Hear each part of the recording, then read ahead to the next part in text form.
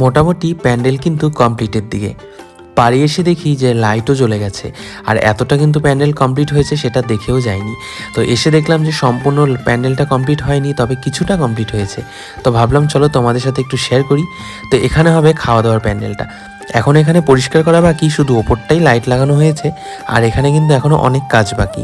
আর আজকে ছিল ভীষণ কুয়াশায় কিন্তু চারিদিকে কিচ্ছু দেখা যাচ্ছে না। অনেক কষ্ট করে কিন্তু বাড়িতে আসলাম।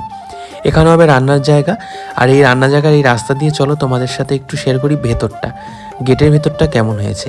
এখানে নিচে এখন অনেক কাজ বাকি আছে, সব কাজ কমপ্লিট করার পর নয় আরেকটা ভিডিও বানিয়ে তোমাদেরকে দেখাবো, তার আগে নয় এটাই দেখো।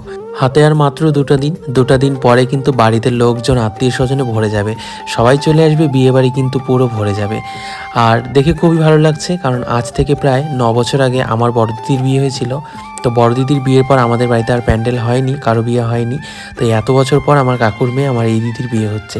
তো সত্যিই খুব ভালো লাগছে প্যান্ডেলটা দেখে। আর এই লাইটিংগুলোও কিন্তু ভীষণ সুন্দর হয়েছে। ভাই কালকে এই তুলসীতলাটা কিন্তু খুব সুন্দর করে পরিষ্কার করেছে, তার জন্য কিন্তু পুরো সাদা ঝকঝকে করছে।